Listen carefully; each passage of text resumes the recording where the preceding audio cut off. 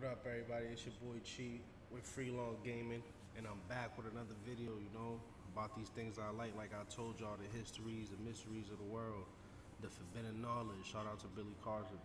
So, let's get right into it. Hi, it's Katrina. My friend David is going to be helping me out with the voiceover today, so I hope you enjoy. Number 10, Mary Magdalene. Mary Magdalene is the Bible's most notorious woman. But who was she, and what was her relationship with Jesus Christ? Her name was Mary of Magdala, and she was one of the original followers of Jesus. Before I get into that, right? So, what y'all think on this tip? Y'all think she was his wife? Y'all think she was his friend, and just an apostle? What y'all think? According to the Gospels, she traveled with Jesus, witnessed his crucifixion, and was in the group that first learned of his resurrection. But according to certain religious scripts that were never included in the Bible, Mary Magdalene may have also been Jesus' secret wife. Scholars generally agree that during the first few centuries of the early church, leaders downplayed her importance. They tarnished her name by calling her a prostitute, shaping her as a ruined woman who could only be saved by the teachings of Christ. But in reality, looking at non-canonical early texts from the 1st century AD that were banned from the Bible, Mary was Jesus' most trusted companion. Robert Cargill, an assistant professor of religious studies at the University of Iowa, says Mary was extremely important. Robert says there were thousands of early followers of Jesus, but only a handful had their names memorialized in the Bible. The fact that Mary is listed so frequently is a big deal. Robert also says it's possible that Jesus was empowering women in a way they had never experienced 2,000 years ago. It could be that some of his followers and the leaders of the early church grew uncomfortable by the female empowerment, and so the truth of Mary Magdalene was buried. And ever since, women have largely been barred from any kind of important church activity. Even today, the uncomfortableness of Jesus Christ empowering women pervades the church in every aspect of its business. She may have been his wife, she may have been just one of his companions, but she was certainly very important to Jesus. The Gospel of Philip even says Jesus loved Mary more than all his other disciples, and that he often kissed Mary. Who do you think Mary Magdalene really was? Number 9, Jonah and the fish. The book of Jonah says that Jonah was For nothing, I think she was his wife. No BS, I think she was his wife. eaten by a giant fish. Jonah spent 3 days and 3 nights in the belly of the fish waiting to be saved by God. It's a really interesting part of the book because otherwise much of the book of Jonah is historically accurate. It gives a fairly correct account of Assyria around the 6th century BC. Many biblical scholars believe the book's story is fictional, but the historical parts are presumably accurate. Even Jonah was likely based on a historical prophet of the same name who lived during the reign of Amaziah of Judah. And then comes a giant fish, totally ruining any authenticity the book might have. Or could there really have been a giant fish capable of swallowing a man whole? It's doubtful, but the book could be referring to anything from a shark to a whale. Some have suggested Jonah was eaten by a whale shark, a creature that can grow to nearly 70 feet, 21 meters, and weigh 20 tons, 20,000 kilograms. It is possible that Jonah could have fit inside a whale shark's mouth. Then, because the whale shark doesn't have teeth, Jonah could easily have gotten sucked into its throat. Physically setting up camp inside the shark's belly, though, that's a bit of a stretch. Yeah, because scientifically speaking, I would have thought like the acids from his stomach would have broke him down. Because, there's certain animals that don't even swallow they don't even chew their food, excuse me. They just swallow them things whole. They'll eat a whole deer and just swallow it. Snakes, per se, they don't chew their food, they just swallow their food. A lot of different animals too, Komodo dragons, different things like that, they just swallow their food. And I'm pretty sure a lot of fishes do the same as well. So I'm thinking like the stomach acids would be very strong and just break down a whole human, a whole animal, whatever they swallow. And now for number 8. But first, it's shout-out time. Big thank you to Aces on Fire and Jennifer McNeil for supporting this channel. Number 8. The Curses of Revelation. The book of Revelation may have been partly inspired by evil curses. According to Dr. Michael Holscher from the Johannes Gutenberg University in Germany, the Book of Revelation contains language taken directly from ancient curse tablets manufactured in Rome. These tablets were written by ancient Romans as a way to bring bad fortune onto somebody, usually somebody who was caught cheating. Long ago in Rome, curse tablets were used by people from all positions in life. They could be used to gain favor with various gods or goddesses, and they could be used to cause people harm. Dr. Holscher believes it was this culture of curses that inspired a lot of the language in the Book of Revelation. Nothing was copied verbatim that the doctor could find, but the wording and phrasing is almost identical. For example, there's a passage that says, "Thus with violence shall the great city of Babylon be thrown down, and shall be found no more."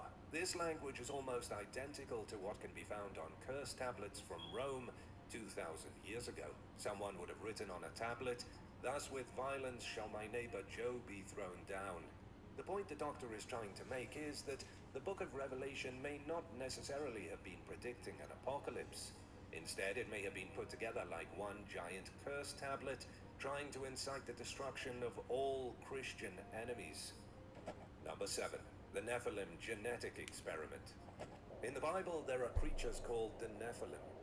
But one thing is, like, why would they go so hard, though? Like, why did they go that hard to make that book like that just to scare Christians? You know what I'm trying to say? These abominations were said to be created when angels from heaven came down to the earth and procreated with the daughters of Adam, the first man in the world. The male angels and human females were not supposed. So see, y'all know I be digging into this. So this is the type of this is where it get interesting. So the Nephilim, those are supposedly the son of angels, fallen angels, excuse me, with the daughters of men. That though they made the Nephilim, they was supposed to do that. They did that, and then the Nephilim was these giants, these big humanoid beings that was just eating other humans and just messing things up on the earth. But, hold on. To breed, and so their offspring were despicable monsters. They were giants, freakish creatures that roamed the land for centuries. They roamed until God became so disgusted that he sent a flood to wipe them all out. When the flood waters receded, the Nephilim were gone, and only Noah, one of Adam's descendants, was alive to repopulate the world with ordinary human beings again.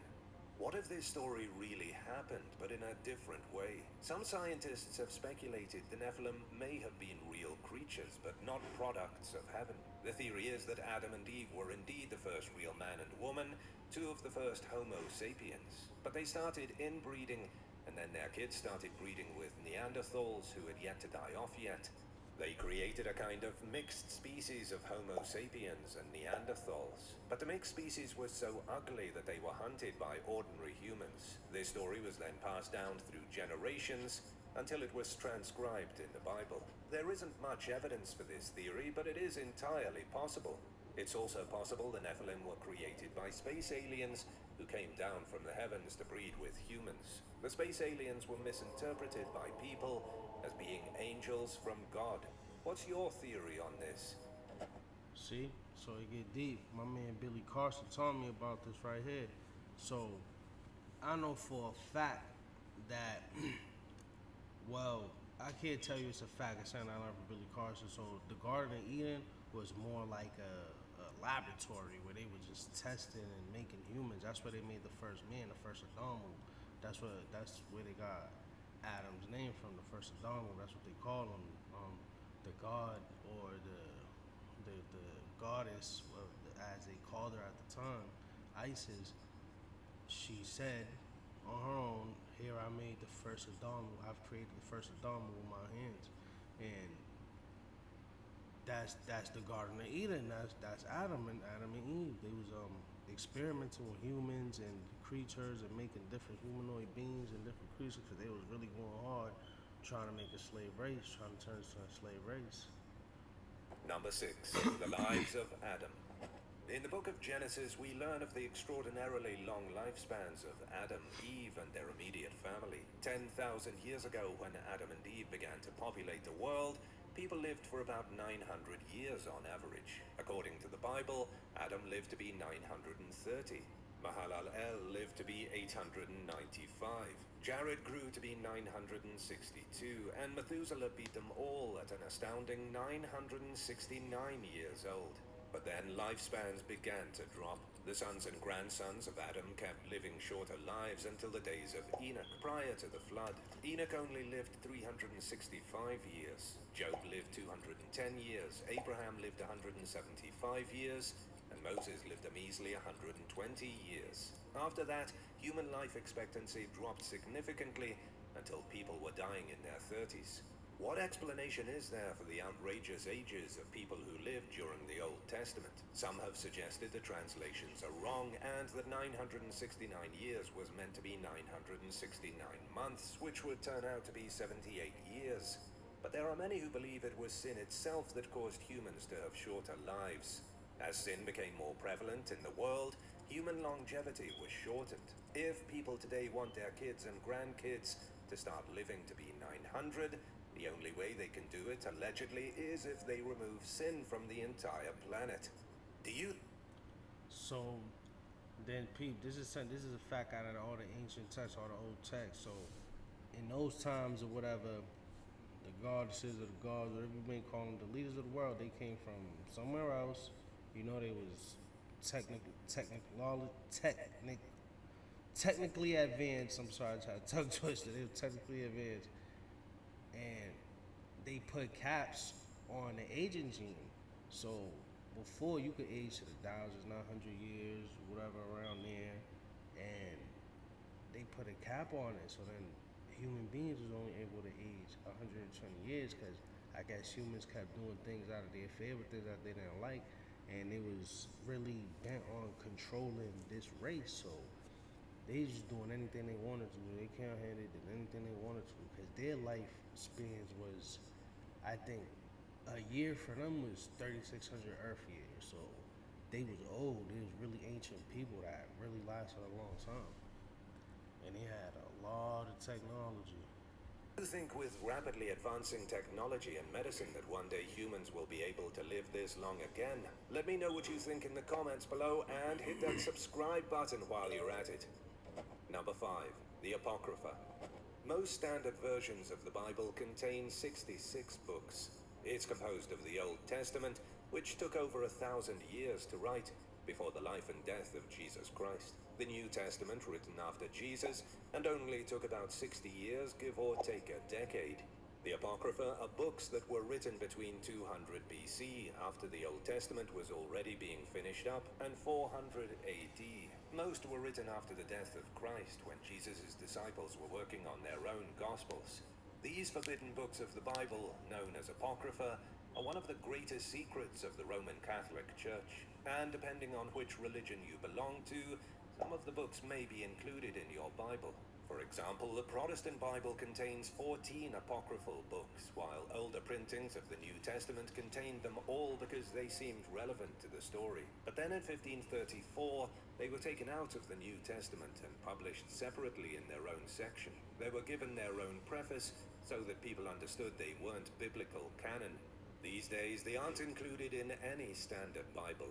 The reason these books are forbidden is that they are considered dubious at best. This means the author is unknown, and so the books can't be accepted by the church as religious doctrine. The stories in these books are also a little bizarre.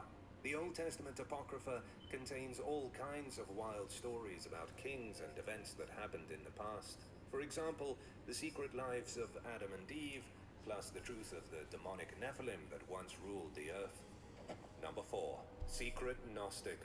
See, the apocryphal books, those are very powerful books. So a lot of people try to say, oh, those books ain't real, they was made up, blah, blah, blah, everything else in the Bible or whatever holy book, you know. And I don't mean no disrespect to nobody, like I said, because I come from my family is Christian and Catholic. That's how we was raised. But I felt like you should see things from both ends versus one. Like, people just gotta open their mind a bit, not be so narrow-minded, you know, because the apocryphal books, they took out of the book of Enoch, the book of Enoch. I'm sorry, that book, it gets deep. He explains where he came from, the origin of men, and a lot of things, you know. And they took that book out of the Bible, but in Ethiopia, Somalia, don't quote me, one or the other. I can't tell you off the top of my head. they still got it in their Bible till this day. The Book of Enoch and a couple other apocryphal books. Those books get real controversial, they're a fun read. They're a good read for people that like to read and educate themselves. I suggest you look into them. Book of Enoch. Knowledge.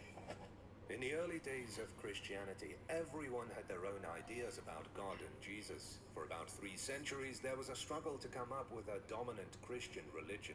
It was only in 312 AD that Emperor Constantine the Great officially made Rome Christian, smashing all the other religions. One of the religious sects that had been gaining huge popularity was Gnosticism, something the church would rather everybody forgot. Gnosticism is the belief that every human on earth contains a small fragment of God, a divine spark. The spark came from the immaterial world and into the filthy and corrupted body of the human. Gnostics believe all things in the material world were created by an inferior being of God named Yaldabaoth, and for that reason everything in the material world is evil. God, to the Gnostic, is a being so powerful and so beyond our understanding we can't even describe it. The only way for us to reach salvation is to forbid the material world and accept the knowledge that comes from God. One of their biggest arguments was that if God was perfect, he would not have created an imperfect world. And for that reason, God had nothing at all to do with our creation. It was a lot more complicated to get behind than the standard Christian way of thinking. These were 2 entirely different religions that argued about everything, especially the nature of Christ. Still, early Gnostics claimed they had secret knowledge that the other Christians did not. Number 3. Virgin Mary milk powder. For hundreds of years, the Virgin Mary's milk has been a touchy subject. Devout Christians all around the world have had a bizarre obsession with the breast milk of Jesus Christ's mother since the 4th century AD. Even today, people still use Virgin Mary milk powder as a cure for ailments, especially infertility.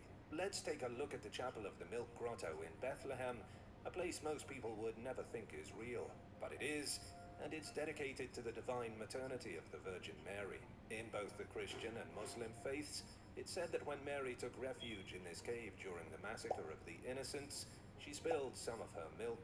The few drops of spilled milk turned the entire cave into a chalky white color, and so now it's believed. I don't mean to laugh at nothing, but a couple of drops turned the whole cave into white. Look at that. It looked like it got painted over. It looked like it was a hell of a job. You ask me, because, yeah. The cave walls are coated in powdered milk straight from the Virgin Mother. The cave has been a place of homage for about 1700 years. The church was built during the Byzantine era, then enlarged in the 14th century by Pope Gregory XI. But the current chapel of the Milk Grotto wasn't installed until the 19th century. The milk powder allegedly comes from wall scrapings. People pay big money to get limestone scrapings in a small plastic bag. Then they drink it at home as a miracle cure, really believing they have the Virgin Mary's milk. Number 2. The other gods. Nowhere in the Bible does it specifically say that there are no other gods. In fact, the Bible says completely the opposite.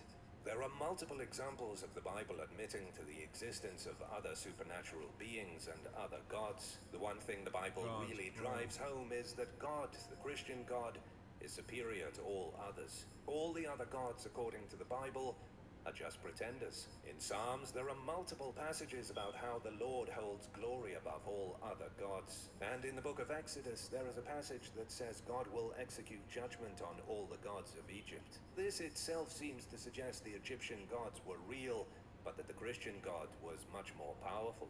Even in the 10 Commandments, the first one says, "You shall have no other gods before me." That seems awfully suggestive that there are other gods. They just shouldn't be worshipped.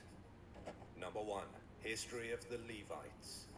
According to the Hebrew Bible, Aaron was the first priest. He was the brother of Moses and acted as priest at the tabernacle in the wilderness and then at the first temple of Jerusalem. It's believed the Levites were an ancient tribe who served as the assistants of the descendants of the first priest, having their own unique religious status.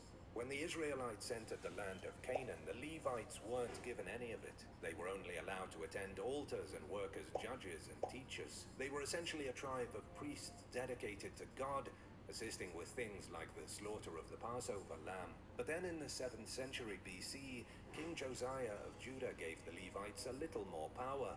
They soon became an integral part of Jewish tradition. But when the Second Temple was destroyed by the Romans in 70 AD, they suddenly vanished. And although many Jews continue to identify themselves as Levites, even in the modern age, we don't really know what happened to them after the destruction of Jerusalem.